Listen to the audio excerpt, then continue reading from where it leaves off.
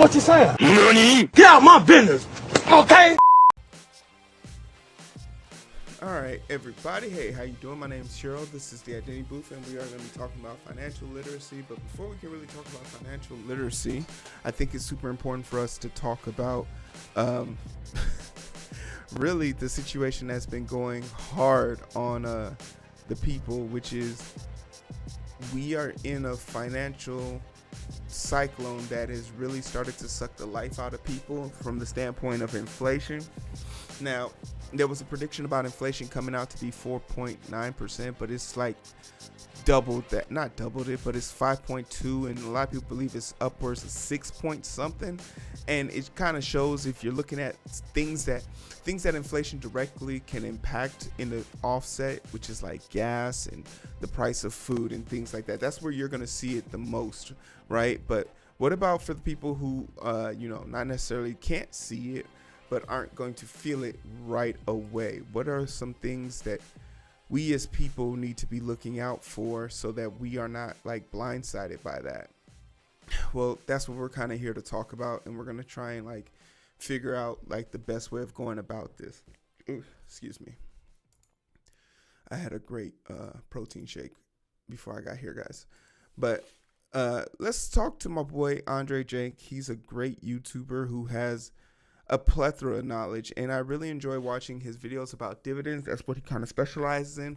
But a lot of people are trying to figure out what's causing inflation to go up, and moreover, what's going to hinder someone like you right now who's watching this from truly enjoying, like, not even enjoying, but navigating the new financial markets, and just what does the impact to you directly.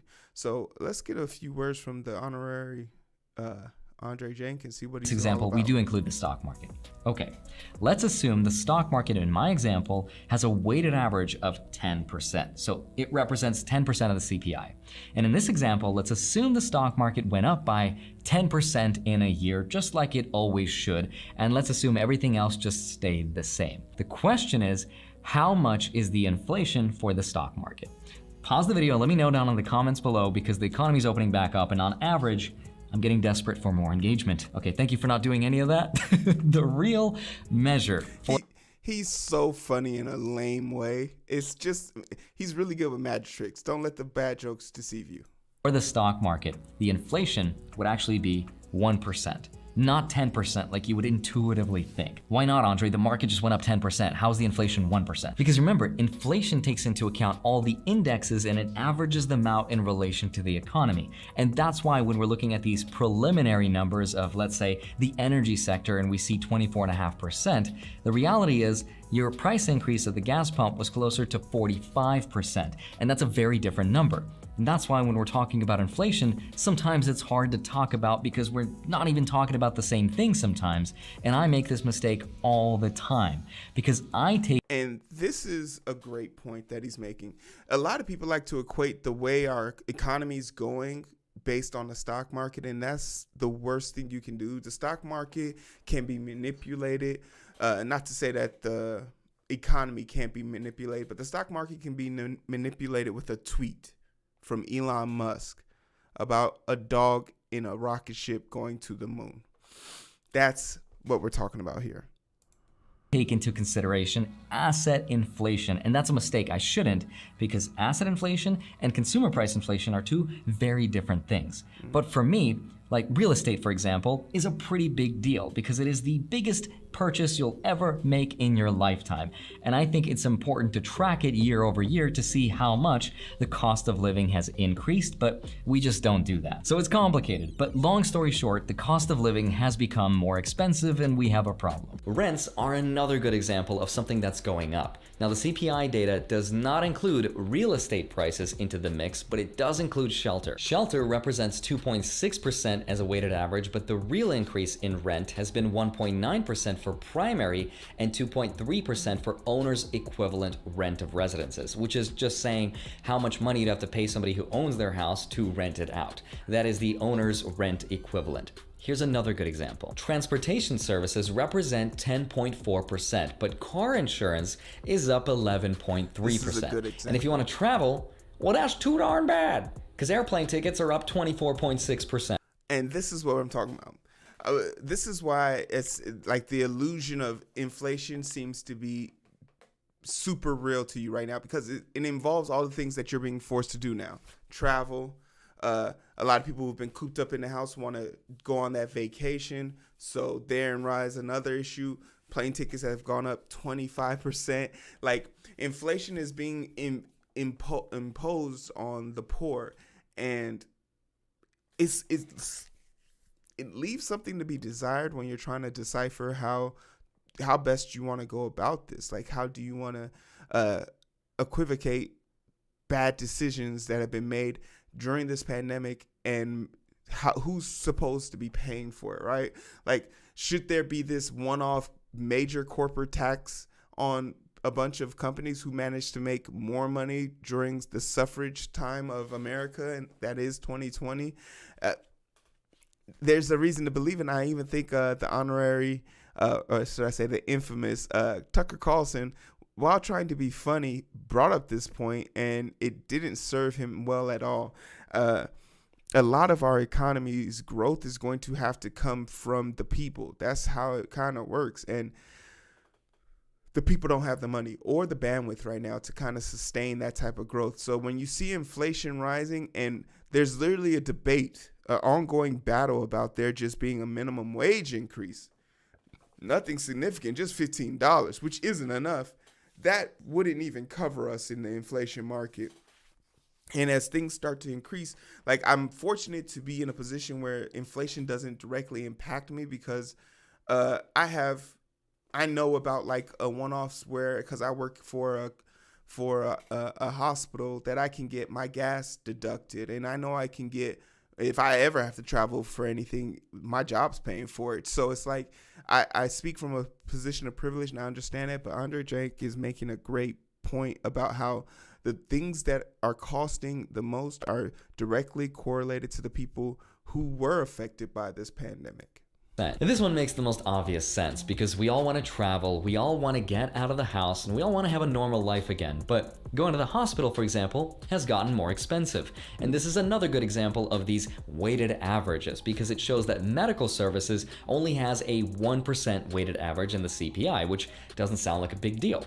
But the real increase to seeing a physician, for example, has gone up 4.1%, and going to the hospital has gone up 2.4%. Now, these numbers don't sound like a big deal. It doesn't sound like a lot. But you have to remember that going to the hospital can potentially cost tens of thousands of dollars. So a couple % difference can make or break the difference between having a good health and not having one at all. And it's a shame, because healthcare costs seem to go up every single year for decades. And this is because our healthcare system incentivizes hospitals to do more work rather than better quality work, because they also understand the more prescriptions and the more visits, the more money they get to make. And because most of us will have our healthcare costs paid for by our employers, which, by the way, most of us won't have in retirement, they also know that this removes the competition, because you're not going to shop around for a better rate anyway. Why would you? It's paid for by someone else. And he makes another awesome point about just inflation and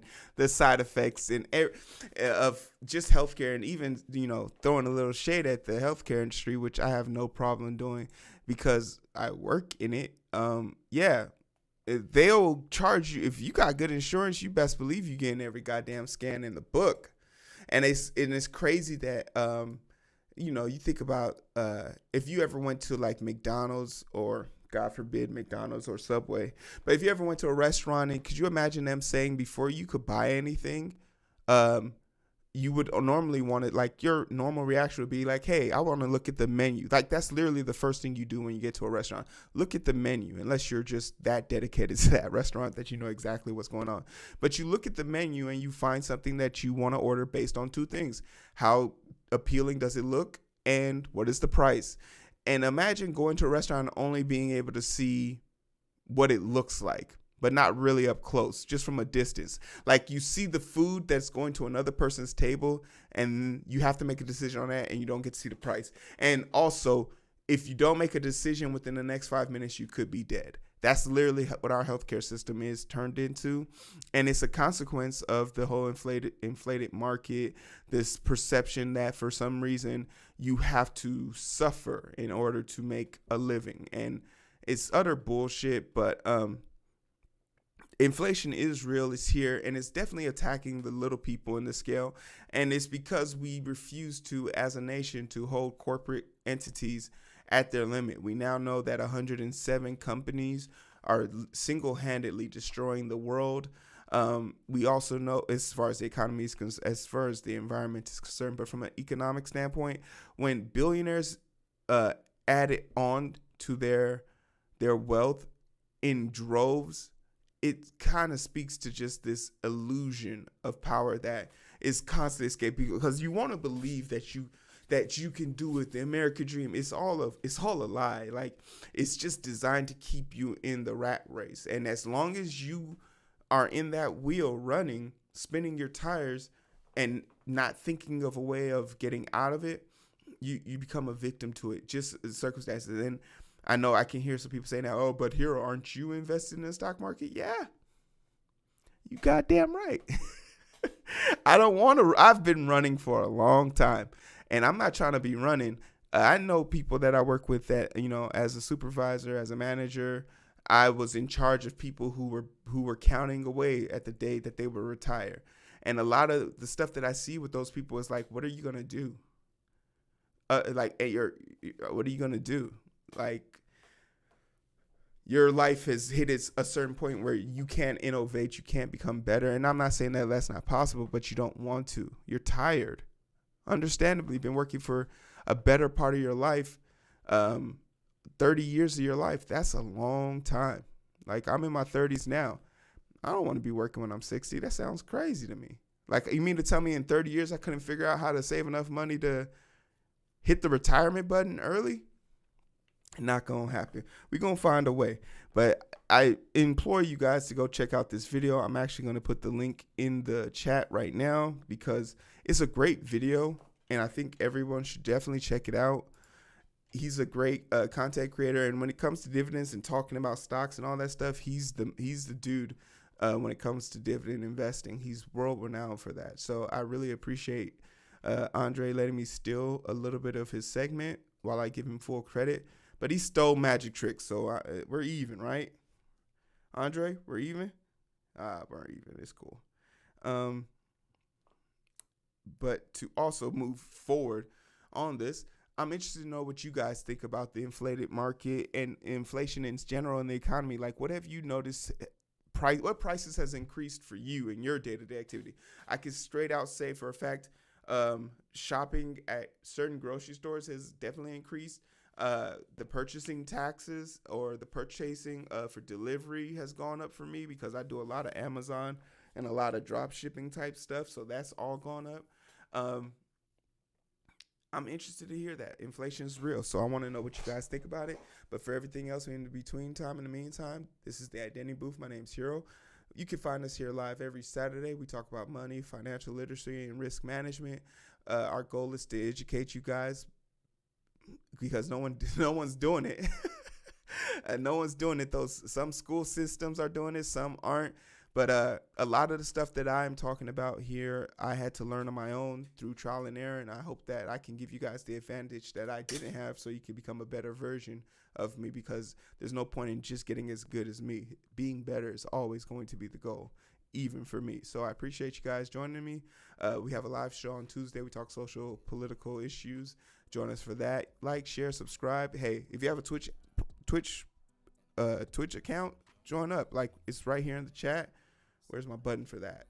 I have a button for all of these things now. I have a button for these. Yeah. If you want to hit me up, I'm on Twitch. And if you have a Amazon Prime account, Daddy Bezos is paying me now. So you can link your Twitch and your Prime account, and you can sub to my channel for free.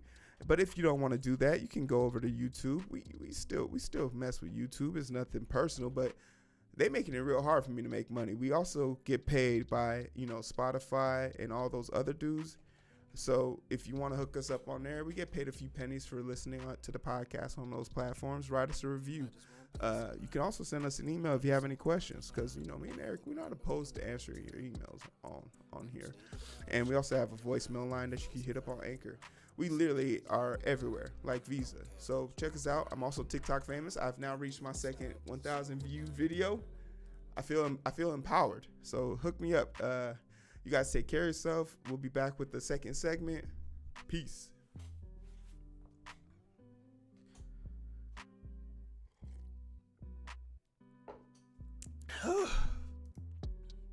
I don't like doing shows by myself. It's so difficult because I have to talk all the damn time. My phone's listening to me. I have to talk the whole damn time. That's difficult.